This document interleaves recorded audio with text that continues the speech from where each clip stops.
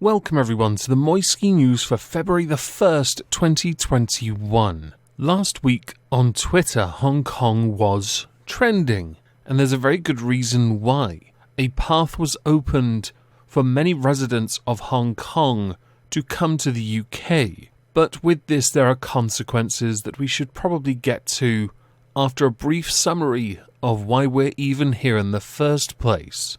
Along with my disclaimer, I fully support every last resident of Hong Kong coming to the United Kingdom and living here. Which sounds a bit strange for someone who voted Brexit, to be willing to welcome millions of people here.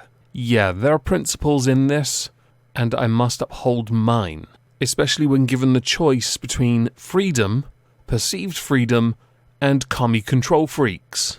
As many will remember, in 2019, China tried to introduce a law. This particular law was a problem. It was a national security law that when many people looked at it, they realized it kind of went against democracy.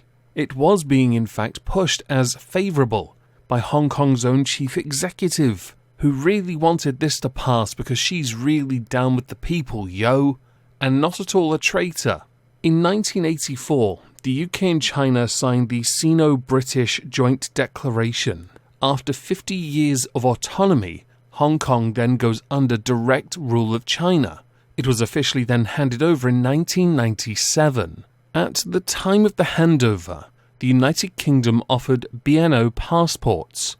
Now, these were a bit lackluster at the time because they only offered a right to visit for 6 months with no right to work or become a full citizen, which I felt was a bit of a sellout. Granted, I was only 11, but when I was made aware of the pro-democracy protests in Hong Kong that featured over 2 million people, by the way, that's over a quarter of those who reside in Hong Kong, protesting this national security law, which did curtail freedoms. It did curtail liberties.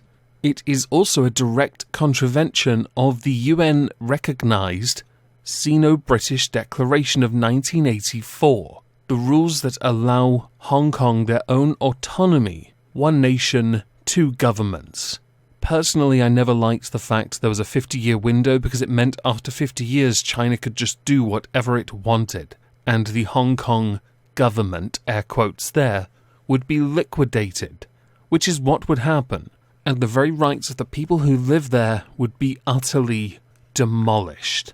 Much like in the rest of China, I'm almost certain their world-renowned education program will have them all eating even more bats from a wet market. Eventually, Hong Kong had to shelve this national security law because the chief executive even conceded, it turns out, okay, the people don't want this.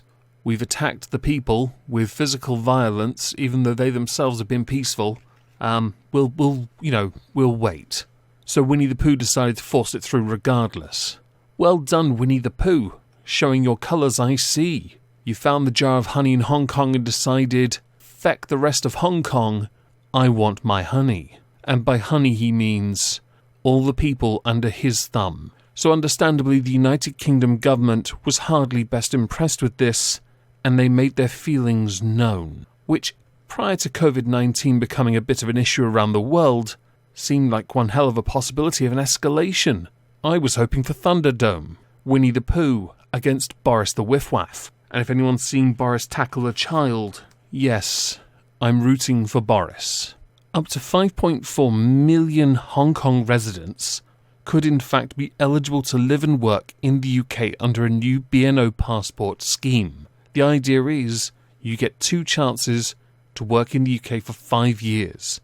It's very minimal to cost. After 5 years, though, you can in fact apply for permanent residence. You're entitled to it anyway at that point.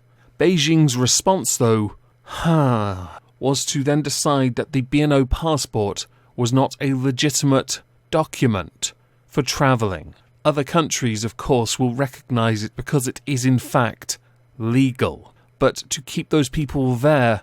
And I'll quote a reason why from Zhao, who is the Foreign Ministry spokesperson. The British side's attempt to turn a large number of Hong Kong people into second-class British citizens has completely changed the nature of the two sides' originally understanding of BNO. This move seriously infringes on China's sovereignty, grossly interferes in Hong Kong affairs and China's internal affairs, and seriously violates international law and the basic norms of international relations. China will no longer recognize the so-called BNO passport as a travel document and proof of identity starting from January 31st, and reserves the right to take further measures. The new BNO system comes into effect on January 31st, but obviously January 31st happens a little earlier in China than it does in the UK. What China means here is China's sovereignty, ownership of people, Hong Kong affairs, basically whoever's in the back pocket of Winnie the Pooh. So Hong Kong's chief executive, Hong Kong people into second-class British citizens. A very British turn of phrase, and also somewhat ironic, don't you think? Or do you go by third as well for tertiary class?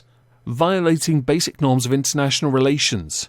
Oh, right, because it is in fact normal for people to violate internationally recognized agreements, which is exactly what you did when you violated international law by imposing an internal law that violates international law. Wow.